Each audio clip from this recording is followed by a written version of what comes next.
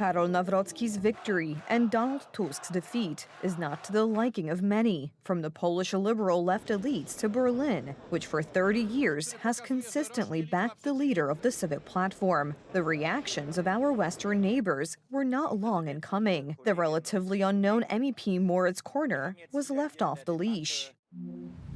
The Polish government must now pass all the laws that will restore the rule of law in Poland. If the newly elected president blocks the necessary rule of law reforms with his veto, the European Union will have to freeze funds for Poland again. Ursula von der Leyen must make it clear that if the Poles want to continue their boycott policy, they will face continued sanctions. The blame, therefore, lies with the president.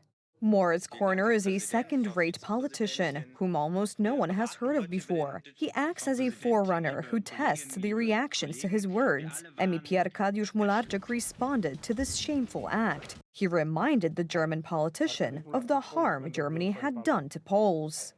I was shocked your yesterday tweets about Poland and sanctions about Poland. I have a souvenir for you. This is a very important book about the Second World War. You should read this book about what Germans make in Poland. I think that has nothing to do with what I think yes. No. I think yes. No, absolutely not.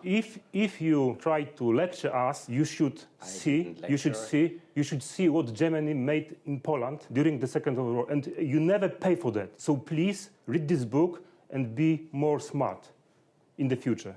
Bye-bye. Bye-bye.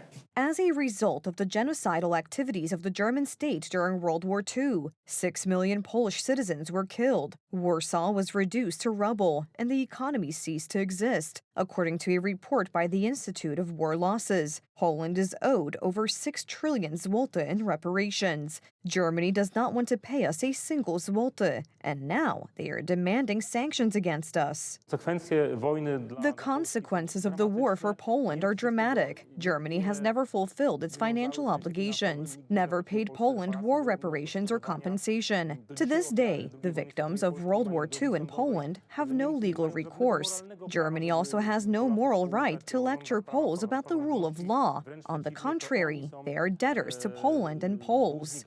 Berlin understands that Rafał Trzaskowski's defeat signals the possible collapse of Donald Tusk's government, so they are returning to their old tried and tested methods. When Law and Justice was in power last time, the Brussels elites unlawfully deprived Poland of European funds. This policy is symbolized by the statement of the German Vice President of the European Parliament, Katarina Barley. Countries such as Poland and Hungary must be starved financially.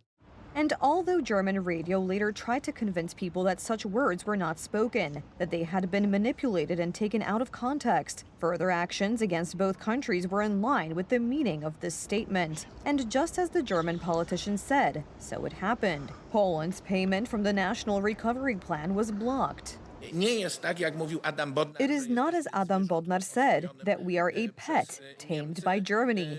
The pet has become predatory. The pet says we are an independent nation, and you have gone too far with this pet.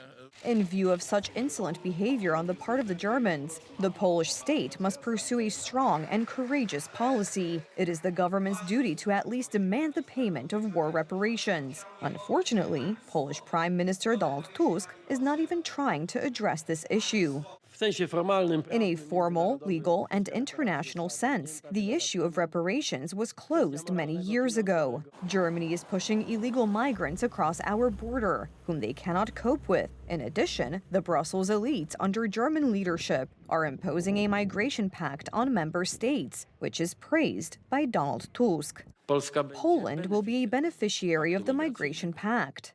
The words of the German MEP show how Brussels and Germany will treat any government pursuing Polish interests. Therefore, conservative politicians in Poland must have a plan to fight this. First, reparations. Second, defense against illegal immigrants. Jako obywatelski kandydat na prezydenta Rzeczpospolitej Polskiej. As a citizen's candidate for the Polish presidency, as the future president of Poland, I guarantee you that I am in favor of unilaterally terminating the migration pact. And on issues as important as our security, such as the issue of illegal migration to Poland, we are all waiting for a national citizens' referendum on illegal migration to be held.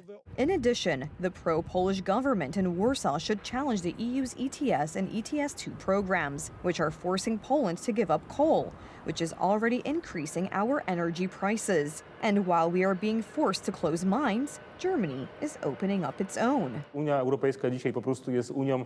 Today, the European Union is simply a hypocritical union, a union of lies, where there are no equal standards, where there are double standards, and we must fight against this. I think that today many European Union countries see this, and Polish citizens see it too. When Germany does not like the democratic will of the Polish people, it tries to impose sanctions on us. And when their allies win the elections, the problems with the alleged lack of the rule of law disappear. However, we already know this scenario by heart.